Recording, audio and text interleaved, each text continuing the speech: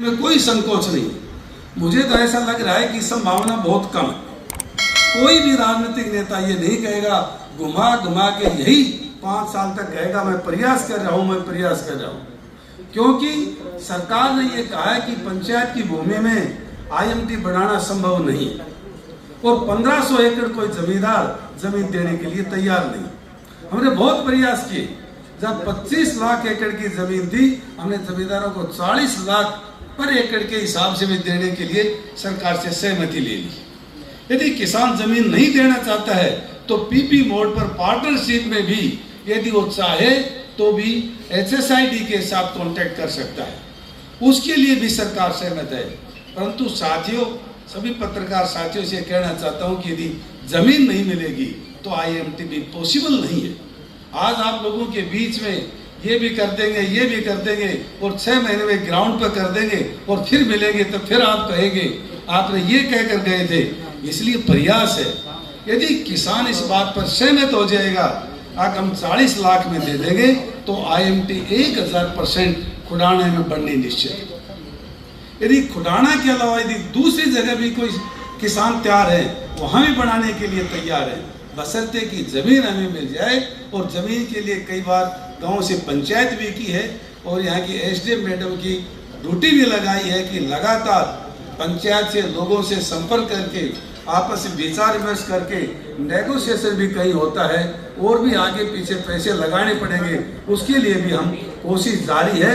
इस शहर को अच्छा बनाएं ताकि IMT हो तो गरीब बच्चों को बेरोजगारी की जो समस्या है उसके ऊपर हम अंकुश लगा सकें। और हमने तो विधायक बनते ही आप लोगों के सहयोग आशीर्वाद से जो जिम्मेवारी मिली थी, उसके तुरंत बाद सबसे मिलके एक ही आश्वासन दिया था। चुनाव में कोई किसी के पास साथ था, कोई किसी के साथ, लेकिन इस शहर को अच्छा शहर बनाने के लिए आपस में मिलजुल कर काम करें। और मुझे खुशी है सभी पार्षदों ने उसी भाव से, उम्मीद से, आशा से काफी लंबे समय तक अच्छा रिस्पॉन्स भी दिया। अभी कुछ से 15-20 दिन से थोड़ी सी गड़बड़ जरूर महसूस हुई है, दिखी भी है। पत्रकार संघ के प्रधान भाई प्रदीप जी, भाई देवेंद्र जी और पूर्व सैनिक प्रकोष्ठ के बहुत ही आदरणीय अध्यक्ष सुबेदार रामस्वरूप जी, आदरणीय ठाकुर अतरलाल जी, गौड़ सभा के प्रधान आदरणीय दिनेश दत्त बैद जी और इस नगर पालिका के सभी पार्षद साहिबान, उपस्थित सभी बहुत ही आदर के योग्य सभी पत्रकार बंधुओं, सभी जिले से आए, मैं आप सबका बहुत बहुत आभार प्रकट करता हूँ। और इंडियन नेशनल लोक दर्शक जय भी मांगे ना भाई राजकुमार जी, भाई फौजी जी और सभी नंबरदार साहब, डॉक्टर साहब सभी बैठे। अभी अमित जी ने सभी बातें बताई और वो बातें कही हैं जो इस नगर पालिका में होनी भी चाहिए। हम खुद भी महसूस करते और प्रयास भी किया और प्रयास जारी भी, लेकिन इतने काम बताए हैं उनके ऊपर काम चल भी रहा। मैं भाई अमित जी से ये बताना चाहता हूँ कि जिस पानी के लिए आपने बात की, आपने एक बार ही कहा था इस पूरे नगर के अंदर स्ट्रॉन्ग वाटर के लिए जहाँ जहाँ जल भराव था 12 करोड़ रुपए की राशि मंजूर भी करवा दी है, प्रोजेक्ट पास करवाया और मंजूर भी हाथ करवा दिया। अब जो एक व्यवस्था है कि टेंडर होगा, टेंडर के बाद में काम शुरू होगा। आप सबके सहयोग से इस शहर को एक सुंदर शहर हम बनाएं, इसके प्रयास के लिए सभी नगरपालिका के सभी माननीय पार्षद साहिबान, हमारे इसमें वाइस चेयरमैन आदरणीय मंजू जी कौशिक भी बैठी है। हमने तो विधायक बनते ही आप लोगों के सहयोग आशीर्वाद से जो जिम्मेवारी मिली थी, उसके तुरंत बाद सबसे मिलके एक ही आश्वासन दिया था। चुनाव में कोई किसी के पास साथ था, कोई किसी के साथ, लेकिन इस शहर को अच्छा शहर बनाने के लिए आपस में मिलजुल कर काम करें। और मुझे खुशी है सभी पार्षदों ने उसी भाव से, उम्मीद से, आशा से काफी लंबे समय तक अच्छा रिस्पॉन्स भी दिया। अभी कुछ से 15-20 दिन से थोड़ी सी गड़बड़ जरूर महसूस हुई है, दिखी भी है। उसको भी चाहते हैं कि इस तरह की व्यवस्था ना हो। लोगों ने आप सबको वार्ड से मौका दिया है इस शहर को सुंदर बनाने के लिए। आप लोगों की जिम्मेवारी वार्ड को सुंदर बनाने की, चेयरमैन वाइस चेयरमैन की, नगर को सुंदर बनाने की, विधायक की आपके सहयोग से इस विधानसभा की जिम्मेवारी, एमपी की लोकसभा की जिम्मेवारी, सरपंच की गांव की जिम्मेवारी, पंच की अपने वार्ड की जिम्मेवारी, सबकी अब अपनी जिम्मेवारी तय है।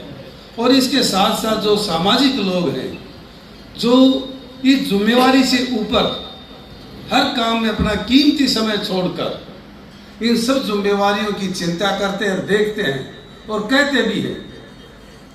अब आप महसूस करेंगे कि एक व्यक्ति है अपने रामनिवास पटोदा जी, उसको कोई राजनीति से लेना देना नहीं, लेकिन छोटी छोटी एक एक बात को पीछे लगा रहता है। ये बस नहीं चली, अब बस ट्रेन के लिए घोषणा नहीं हुई, इन बातों की चिंता करते हैं और टोकते भी हैं। और वो नाराजगी यदि ज्ञापन भी देते हैं तो हमें कोई इस बात का अफसोस नहीं होता है कि ये ज्ञापन क्यों दे रहे हो। ऐसे सामाजिक कार्यकर्ता यदि समाज के अंदर आगे आकर यदि सचेत करेंगे तो वो हमारे लिए तो बहुत अच्छा है, वो हम उसको मार्गदर्शक के रूप में लेते हैं। और प्रदीप जी ने इस सब डिपो के लिए और अच्छी जो बातें कही है, आज पूरा एक राजनीतिक क्षेत्र के अलावा जो लोगों को सचेत करता है, राजनीतिक लोगों को भी एक दिशा तय करने के लिए मजबूर करता है, वो सबसे ताकतवर स्तंभ यहाँ बैठा है। आप सब लोगों की हाजिरी में इस बात का आश्वासन देना चाहता हूँ कि वो भी आपके सहयोग से, आपके समर्थन से आने वाले एक साल, आज मैं कहूँ कल ये सब ठीक हो जाएगा, लेकिन व्यवस्थाएं बदली है। इस शहर को सुंदर करने के लिए हमारे वाइस चेयरमैन, हमारे पार्षद बैठे हैं, एजेंसी हायर की है, उन्होंने 100 करोड़ का बजट बना के भी दिया है। पब्लिक हेल्थ की अलग जिम्मेवारी है, नगर पालिका अपने तरफ से अलग जिम्मेवारी कर रहा है। सब ने अब अपने काम करके दिए हैं और सबको लेकर मैं आपको यही आश्वासन देता हूं कि आपको जरूर महसूस होगा कि नगर में कुछ बदलाव आया।